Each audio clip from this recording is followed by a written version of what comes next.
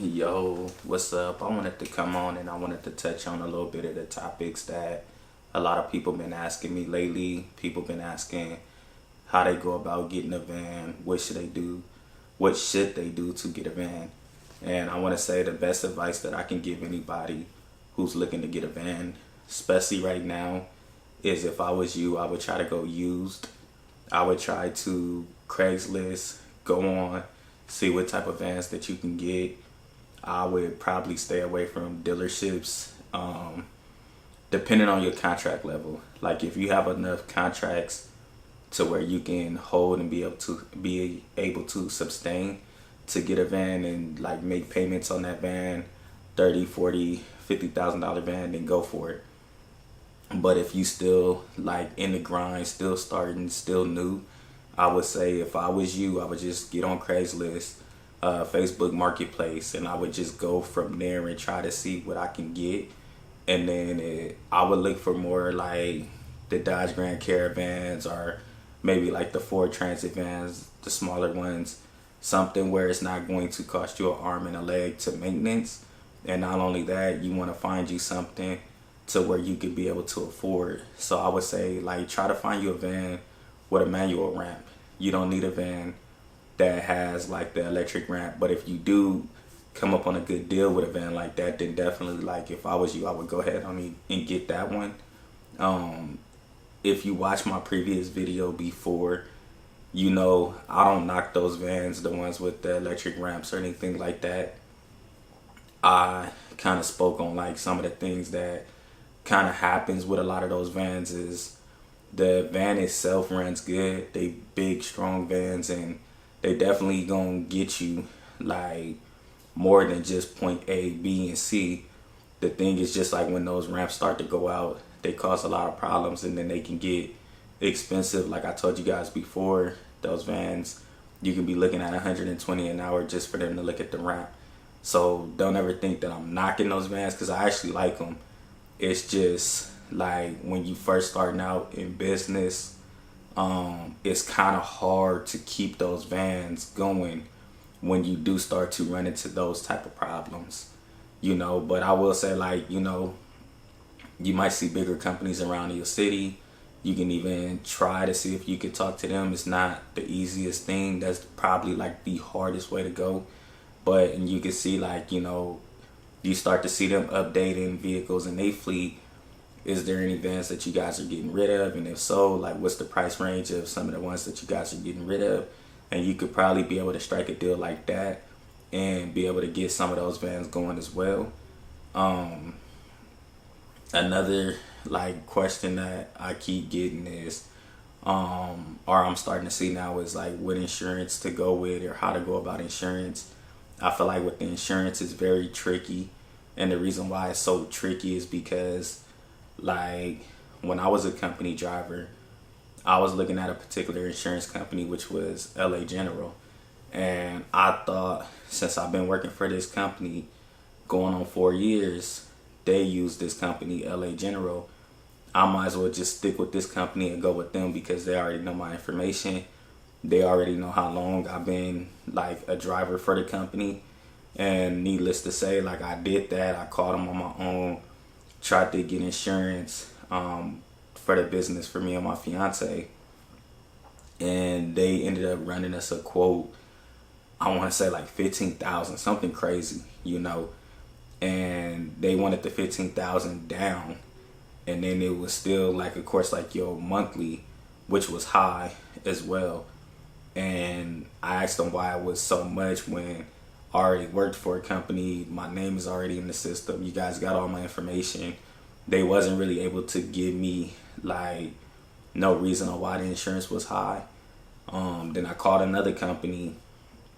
They kind of quoted me a price that was high as well. And the guy basically told me like straight out, like, if you can't afford to be in the industry, then maybe you should get out the industry, or maybe you should not even think about going into it, So, I mean, that it motivated me. It definitely motivated me to like keep going and keep pushing. But just know, like, the insurance, and when it comes to it, like you might be looking at a down payment somewhere anywhere from, you might have to pay 3,000 and something.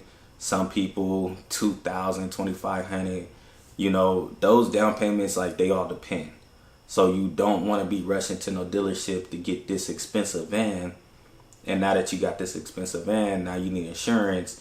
And then the commercial insurance is telling you 3,000, 2,500. Some of them might be even saying like numbers even more upward than that. You know, so like definitely try to stay within the budget. Try to make sure that it's cost effective, like for you and like the business that you're trying to run as well. And then like when insurance, like my best advice that I can give anybody is sometimes you might have to go through 5, 6, 7, 8 companies just until you get the right one, get the right quote. Don't be so quick to just jump because this company said that. Like really like consider your sources. But now like I know some of the insurance companies, they will ask like have you applied with other companies, and like they, you know, like they'll see it in the system. So it's a little different now than what it was back then. What else? I would say I see a lot of people, a lot of people, you know, like with the day and time that we in and social media being so big and so many different videos on the industry, you know, a person, oh yeah, you can make this amount, then that amount, and then do this, and then why are you guys not in the industry yet? Why are you not doing this yet? You know, I would say like for the people who following me, the people who like starting to subscribe, the people who starting to comment, the people who liking the videos, my best advice to you guys, and I appreciate the subscribes and everything, is like on this journey, like especially learning from me, my biggest thing is I would tell you like slow it down. Don't be in such a rush to like push everything out so fast. Like don't be in a rush to go get a van and start transporting. Like it's so many steps that you gotta take, and maybe right now income wise you're not at the level of I could get a van right now, but income wise you might be at the level where I could go and get my CPR certificate. I can go and do my defensive driving and get my certificate for that. You know, it's so many other things that you might be at level wise when it comes to the income that you could be focusing on, like getting those things together. Then once you find a van, you know, it might be in your city or it might be some like outside of the city and you might have to drive a little bit to go get that van. Then you go get it, you know. I just feel like, you know, take your time, you know, really sit back and think about what it is that you're trying to do. Think about what type of company that you are trying to, you know, like open up. Like with us, we do family events, and then when we're not doing family events, we do doctor's appointments. But those are the only two things that we ourselves specialize in. But then one of the companies that I used to work for, they don't do family events, but they definitely do doctor's appointments. They do the adult daycare, and they do food, you know, food deliveries. And that guy, he's taken off, like I think like last year sometime, probably the year before that, he was at 100 vans. And I know right now he has plans on spitting out 100 more vans, you know. But then there's some people, like I know another guy where with him, he does family events, doctor's appointments, and airport, you know. So in the industry, it's always constantly changing. In the industry, it's always something that you could be doing. They say always in life, like you find a need and you fix that need and you fix that problem. Of course, you can like make income off of it, but you don't need a shuttle bus unless you doing like big events with patients coming out of whatever facility and that's what they need.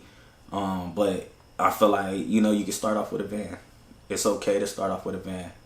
You don't got to be so quick to jump. You don't got to be so quick to be like, okay, this is what I want to do and this is how I'm going to do it.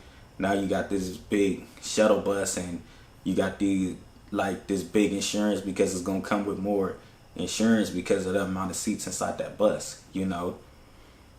I always tell people, like, if you really looking to get in the industry, I don't know what it is that you're doing now, but I would say like jump in it, like get the experience, what the industry is, what the industry could do for you, where the industry could take you. Because when it comes time for you to start getting those contracts and like actually start to learn the industry, it's easier, and I'm not saying easy in the sense of like things are going to guarantee happen for you, but like say you go into this assisted living or nursing home or behavioral care and they see you a couple times and now they start to get to know you. Now when you start to open up your own and say, okay, this is what I'm doing, they gonna remember you from such and such company or remember you from whatever it is that you was doing in the industry. A lot of the times in this industry, people will ask you how much experience you have, what companies did you transport for, what companies you got contracts with. Sometimes they're just trying to see what it is that you're going to say, but be honest. If your level of experience is not all the way there yet, you could just be like, you know what, like I learned enough in the industry. This is what I have been doing, and this is what I'm going to continue to do. And how can you better help or provide, or like, what is it that you can bring to the table to help that company? What else is like, we started off with like maybe 2, 3, probably even 4 like facilities, and then we ended up in 25 of them. But a lot of that was more so like a lot of these companies, they connected like corporate wise, and what happens is they end up going to meetings and then they talk about the companies they use in, or they talk about some of the problems that they have in, and they'll say, hey, I recommend this company because this is the company we've been using and they're pretty good. So it's a way to get yourself in the door. But I always say, like,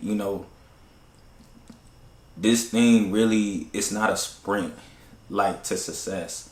Being in business is rocky. It's always going to be a different roller coaster.